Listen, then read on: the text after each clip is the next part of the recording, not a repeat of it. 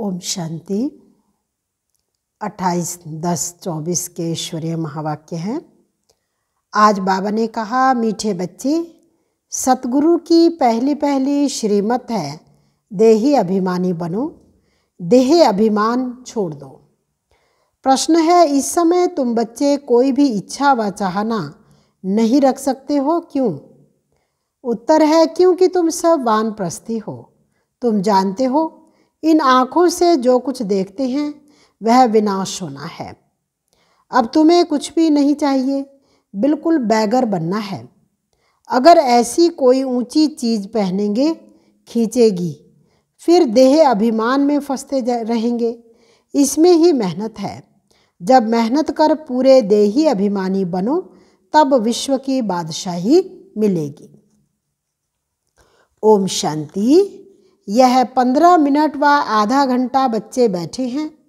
बाबा भी 15 मिनट बिठाते हैं कि अपने को आत्मा समझ बाप को याद करो। ये शिक्षा एक ही बार मिलती है, फिर कभी नहीं मिलेगी। सतयुग में ऐसी नहीं कहेंगे कि आत्मा अभिमानी होकर बैठो। यह एक ही सतगुरु कहते हैं। उनके लिए कहा जाता है सतगुरु तारे। बाकी सब बोरे डुबोए। यहाँ बाप तुमको देही अभिमानी बनाते हैं। खुद भी देही है ना। समझाने के लिए कहते हैं, मैं तुम सभी आत्माओं का बाप हूँ। उनको ही देही बन बाप को याद नहीं करना है। याद भी वही करेंगे जो आदि सनातन देवी देवता धर्म के भांति होंगे। भांति तो बहुत होते हैं ना। नंबरवार पुरुषार्थ अनुसार यह बात बड़ी समझने और समझाने की है। परमपिता परमात्मा तुम सबका बाप भी है और फिर नॉलेजफुल भी है। आत्मा में ही नॉलेज रहती है ना। तुम्हारी आत्मा संस्कार ले जाती है। बाप में तो पहले से ही संस्कार हैं। वह बाप है, ये तो सब मानते भी हैं। फिर दूसरी उसमें खूबी है, जो उसमें ओरिजिनल नॉलेज है, बीज रूप है। जैसे बाप तुमको बैठ समझाते हैं, तुमको फिर औरों को समझाना है। बाप मनुष्य सृष्टि का बीज रूप है, फिर वह सत्य है, चैतन्य है, नॉलेजफुल है। उनको इस सारे झाड़ की नॉलेज है और कोई को भी इस झाड़ की नॉलेज है नहीं। इनका बीज है बाप, जिसको परमपिता परमात्मा कहा जाता है। जैसे आम का झाड़ है तो उनका क्रिएटर बीज को कहेंगे ना। वह जैसे बाप हो गया, परंतु वह जड़ है। अगर चैतन्य होता तो उनको मालूम रहता ना, मेरे से झाड़ सारा कैसे निकलता है। मनुष्य वह, परंतु वह जड़ है, उसका बीज नीचे बोया जाता है। ये तो है चैतन्य बीज रूप। ये ऊपर रहते हैं। तुम भी मास्टर बीज रूप बनते हो। बाप से तुमको नॉलेज मिलती है। वह है ऊंचते ऊंच, पदवी भी ऊंचते ऊंच पाते हो। स्वर्ग में भी ऊंच पदवी चाहिए ना। ये मनुष्य नहीं समझते हैं। स्वर्ग में देवी देवताओं की राजधानी है। राजधानी में राजा रानी, प्रजा, गरीब, साहूकार आदि ये सब कैसे बने होंगे, अभी तुम जानते हो। आदि सनातन देवी देवता धर्म की स्थापना कैसे हो रही है, कौन करते हैं? भगवान बाप। फिर कहते हैं, बच्चे, जो कुछ होता है ड्रामा के प्लान अनुसार। सब ड्रामा के वश है। बाप कहते हैं, मैं ड्रामा के वश हूँ। मेरे को भी पार्ट मिला हुआ है, वही पार्ट बजाता हूँ। वह है सुप्रीम आत्मा। उनको सुप्रीम फादर कहा जाता है और तो सबको कहा जाता है ब्रदर्स। और कोई को फादर, टीचर, गुरु नहीं कहा जाता। वह सबका सुप्रीम बाप भी है, टीचर, सतगुरु भी है। ये बातें भूलनी नहीं चाहिए, परंतु बच्चे भूल जाते हैं, क्योंकि नंबरवार पुरुषार्थ अनुसार राजधानी स्थापन हो रही है। हर एक जैसे पुरुषार्थ करते हैं। वह झट स्थूल में भी मालूम पड़ जाता है।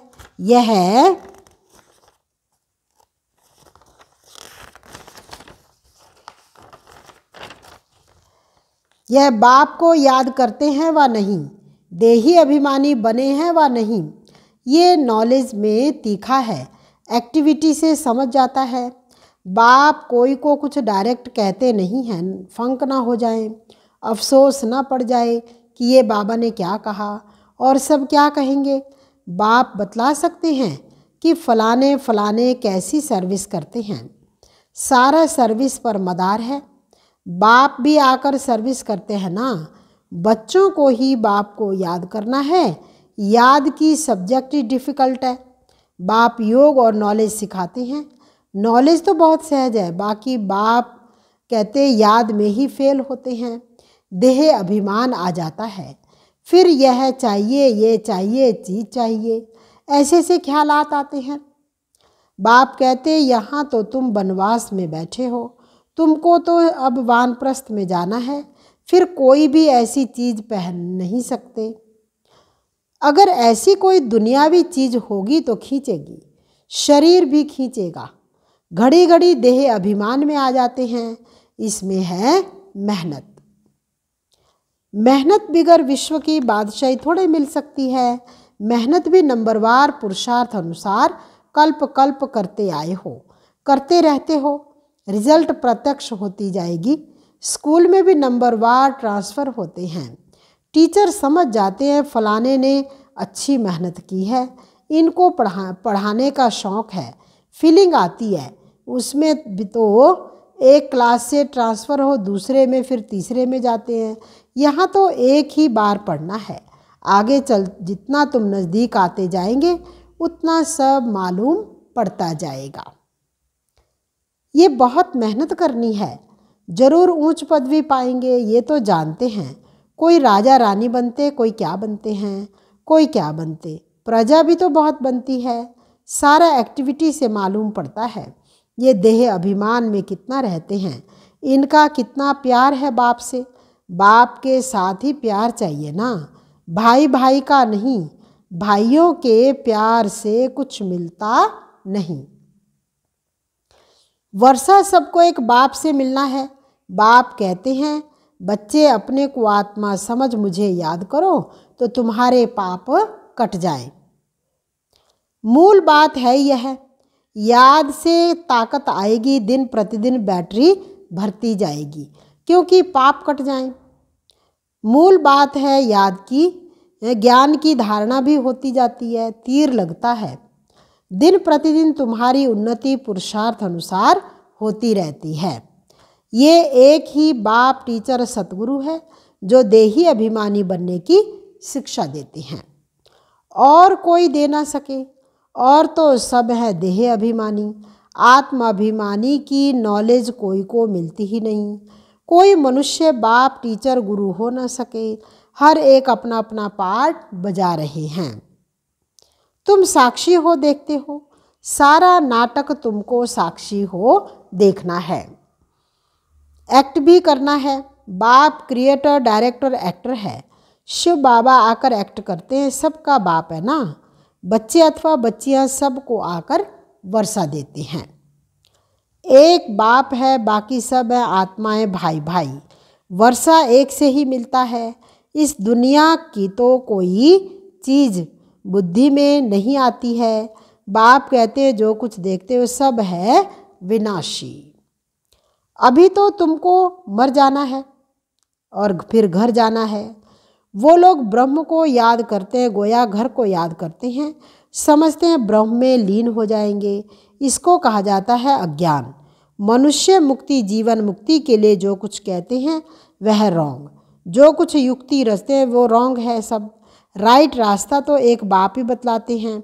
बाप कहते हैं हम तुमको राजाओं का राजा बनाता हूँ, ड्रामा प्लान अनुसार। कई कहते हैं हमारी बुद्धि में नहीं बैठता है, बाबा हमारा मुख खोलो, कृपा करो। बाप कहते हैं इसमें बाबा को तो कुछ करने की बात ही नहीं। मूल बात है तुमको डायरेक्शन पर चलना है। बाप का ही राइट डायरेक्शन मिलता है, बाकी सब मनुष्यों के है रॉन्ग डायरेक्शन, क्योंकि सब में 5 विकार हैं। नीचे ही उतरते उतरते रॉन्ग बनते जाते हैं। क्या क्या रिद्धि सिद्धि आदि करते रहते हैं, उनमें सुख नहीं है। तुम जानते हो यह सब अल्पकाल के सुख हैं, उनको कहा जाता है कागविष्टा समान सुख। सीढ़ी के चित्र पर बहुत अच्छी रीति समझाना है और झाड़ पर भी समझाना है। कोई भी धर्म वाले को तुम दिखा सकते हो, तुम्हारा धर्म स्थापन करने वाला फलाने फलाने समय पर आता है, क्राइस्ट फलाने टाइम पर आएगा। और जो और धर्मों में कन्वर्ट हो गए हैं उन्हों को ये धर्म अच्छा ही लगेगा, फट निकल आएंगे। बाकी कोई को अच्छा नहीं लगेगा तो वह पुरुषार्थ ही कैसे करेंगे। मनुष्य मनुष्य को फांसी पर चढ़ाते हैं, तुमको तो एक बाप की ही याद में रहना है। ये बड़ी मीठी फांसी है। आत्मा की बुद्धि का योग है बाप की तरफ। आत्मा को कहा जाता है बाप को याद करो। ये याद की फांसी है। फादर तो ऊपर रहते हैं, तुम जानते हो हम आत्मा हैं, हमको बाप को ही याद करना है। तुम यहाँ बैठ क्या करते हो? वाणी से परे जाने के लिए पुरुषार्थ करते हो। बाप कहते सबको मेरे पास आना है, तो कालों का काल हो गया ना। वह काल तो एक दो को ले जाते हैं, वह भी काल कोई है नहीं जो ले जाता। ये तो ड्रामा में सब नूंद है। आत्मा आपे ही अपने समय पर चली जाती है। ये बाप तो सब आत्माओं को ले जाते हैं। तो अब तुम सब का बुद्धि योग है अपने घर जाने के लिए। शरीर छोड़ने को मरना कहा जाता है। शरीर खत्म हो गया, आत्मा चली गई। बाप को बुलाते भी इसलिए कि बाबा आकर हमको इस सृष्टि से ले चलो, यहाँ हमको रहना नहीं है। ड्रामा के प्लान अनुसार सबको वापस जाना है। कहते हैं बाबा यहाँ अपार दुख है, अब यहाँ रहना नहीं है। ये बहुत अच्छी दुनिया है, मरना भी जरूर है। सबकी वानप्रस्थ अवस्था है, बाकी वाणी से परे जाना है। तुमको कोई काल नहीं खाएगा, तुम खुशी से जाते हो। शास्त्र आदि जो भी हैं वो सब भक्ति मार्ग के हैं, वह फिर भी होंगे। ड्रामा की ये बड़ी वंडरफुल बात है। ये टेप, ये घड़ी, जो कुछ इस समय देखते हो, ये सब फिर होगा। अभी तुम जानते हो हम फिर से 100 देवी देवता बन रहे हैं, वही फिर बनेंगे। इसमें जरा भी फर्क नहीं पड़ सकता है। ये सब समझने की बातें हैं। तुम जानते हो यह बेहद का बाप भी है, टीचर सतगुरु भी है।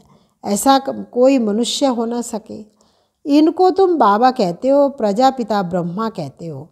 ये भी कहते हैं मेरे से तुमको वर्षा नहीं मिलेगा। बापू गांधी भी प्रजापिता नहीं था ना। बाप कहते हैं इन बातों में तुम मूंझो मत। बोलो हम ब्रह्मा को भगवान व देवता कहते ही नहीं हैं। बाप ने बताया है बहुत जन्मों के अंत में वानप्रस्थ अवस्था में मैं इनमें प्रवेश करता हूँ।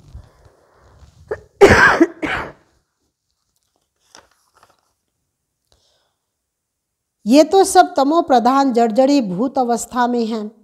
ये भी तमो प्रधान खड़े हैं, वही फीचर्स हैं। इसमें बाप प्रवेश कर इनका नाम ब्रह्मा रखते हैं। नहीं तो तुम बताओ ब्रह्मा कहाँ से आया?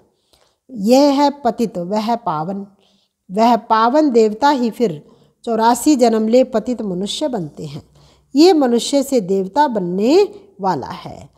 मनुष्य को देवता बनाना ये बाप का ही काम है। ये सब बड़ी वंडरफुल समझने की बातें हैं।